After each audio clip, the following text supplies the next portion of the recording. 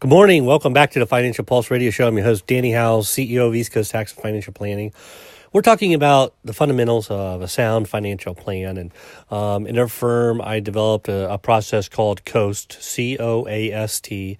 And that's the acronym that we follow. And it's very sound principles. The C stands for certainty of income. That's basically the foundation of your financial life is income, having cash flow and knowing that you can take care of all your basic and even desired expenses with that guaranteed income and predictability coming in. The O stands for on-demand cash, liquidity for those expected yet unexpected events. Asset protection is protecting each other if you're married, or protecting your estate from the IRS. Primarily, when we're talking about IRAs and 401ks, people forget that there's a huge tax lien on all those accounts, because if they're tax deferred and you haven't paid taxes on that money yet, I'm talking about qualified retirement plans like 401ks, 457s, 403bs, IRAs, KEOG plans and the like. All those are tax deferred. And so when I mean by an IRS lien, it means that if you die, that money doesn't pass tax-free on to your kids. If you haven't put together a strategic plan, literally up to 70% or more of that IRA or 401k money could be gone due to taxation because taxes haven't been paid on it yet. And when these brokerage firms or banks settle a death claim, if you have a beneficiary, your children or whoever, and they go and they cash that IRA in because they're the beneficiary, they take in a death certificate and their proof of identity, and they cut a check minus mandatory with federal withholding, and it's over with. There's nothing you can do about it. So if you have those type of accounts, one thing you definitely got to do is look into a multi-generational or stretch IRA. I kind of digress a little bit, but when we're talking about estate planning, that's one of the biggest fouls that people make on accident, is not planning what to do with their IRAs or 401ks or tax-deferred accounts once they pass. And so the IRS is just licking their chops, knowing how many billions upon billions, hundreds of billions of dollars sitting in these accounts, and people unknowingly, unnecessarily leaving so much to the IRS. So certainty of income, on-demand cash is liquidity. A stands for asset protection. And then we could move on to strategic growth. And there's a method to the actual madness of the sequence that we put this in. Get income dialed in first, making sure that we're liquid, then protecting ourselves and our estate. Then we go to growth, long-term growth, stock market type of decisions, investment real estate, whatever your long-term growth objectives are, and the tools that you want to use to get there. We have to first solve the other equations first so we can have the freedom to invest and know that whatever decisions we're making, we can feel confident in what those investments are capable of doing.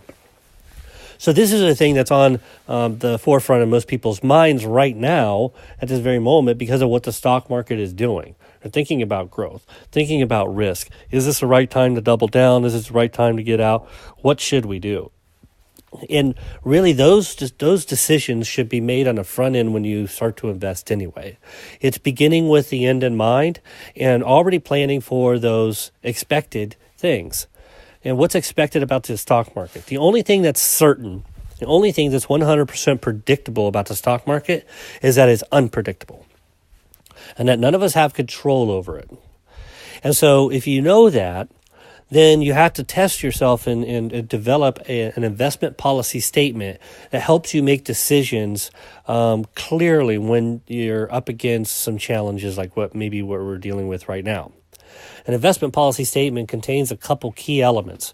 The first is, how much risk are you willing to take for the reward that you're expecting? How much risk are you willing to take for the reward that you're expecting?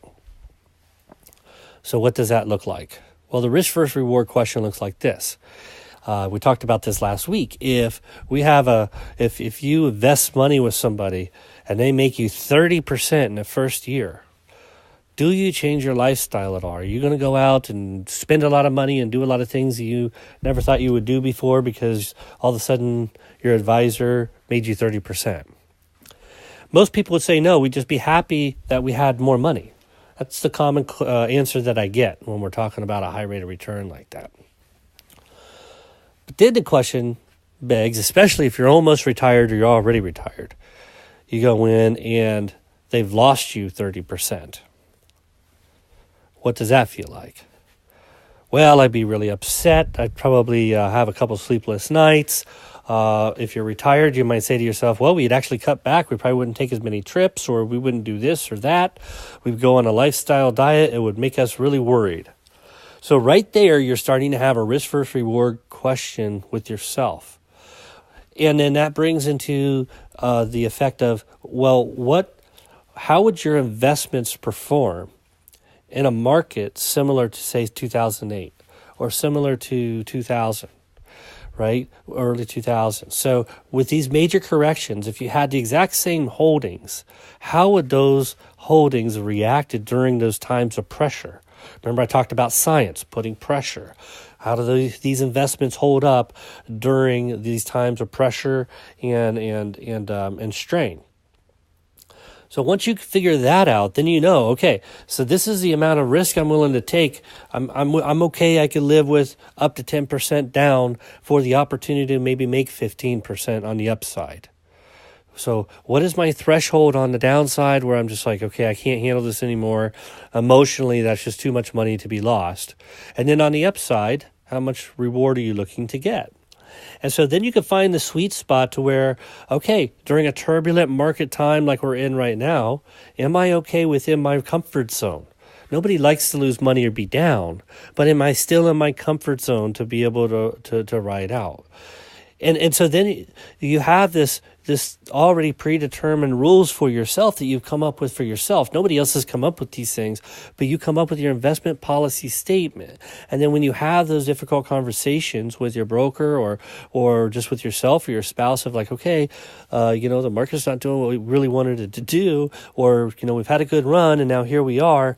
Is this within our threshold, our comfort zone of what's going on right now? And then that allows you to have the freedom of, you know what? Yeah, we're still good. So we're going to keep on trucking and just see what happens. Or no, I need to make some adjustments.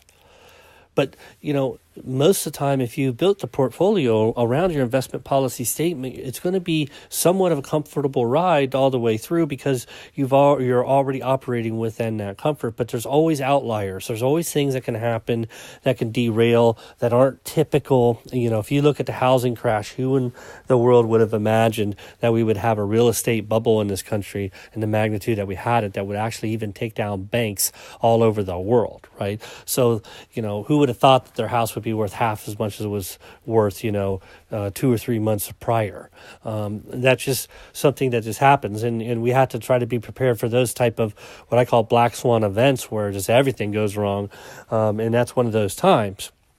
But when you're making those investment decisions, those need to be really made and thought well out ahead of time. And then that's what I mean about keeping an eye on your money and understanding what's going on and constantly educating yourself about what you have, how it works, and how it affects you. Because then when things start to ruffle or start to get a little bit uncomfortable, there's a little bit of turbulence, then you know how to react. You know a little bit of the predictability of what you're going to do next as opposed to making last-minute panicky type of decisions. And then last but not least, so we have certainty of income, we have on-demand cash for the O. For the A, we have asset protection. For the S, we have strategic growth. And then for the T, last but not least, is taxation. Making sure that you're not unknowingly or unnecessarily overpaying in taxes. And this is a huge one. I don't care how much money you make, how complicated your life is, business-wise, or how simple your life is if you're just retired, collecting Social Security pension and some IRA money. Most people that I come across have inefficiencies in their tax life. They're overpaying unnecessarily and unknowingly, and it's just a common thing. The tax code is a very complex thing. We're getting ready to go. Well, we're actually already in 2018, and if you look at the tax overhaul that happened at the end of last year, that counts for 2018.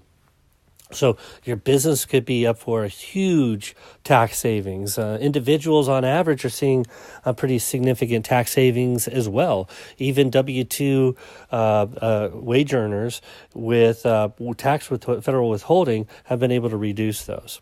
So we're out of time again. I'm Danny Howes for East Coast Tax and Financial Planning. Go to eastcoasttaxandfinancial.com. Again, that's eastcoasttaxandfinancial.com.